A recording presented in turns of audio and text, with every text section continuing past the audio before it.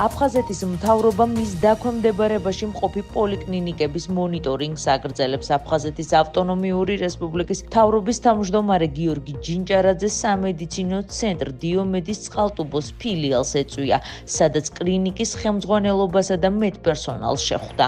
შეხვედრაზე მთავრობის თავმჯდომარე აფხაზეთის ჯანდაცვის მინისტრის მოვალეობის შემსრულებელთან ერთად იმყოფებოდა. პოლიკლინიკაში არსებულ მდგომარეობას პირადად გაეცნო და ჯანდაცვის სერვისის განვითარებისა და სამედიცინო დაწესებულებების მატერიალურ-ტექნიკური ბაზის განახლებაზე ისაუბრა, რაც დევნილი ბენეფიციარებისთვის მომსახურების ხარისხის გაუმჯობესებას და სათანადო პირობების შექმნას უზრუნველყოფს.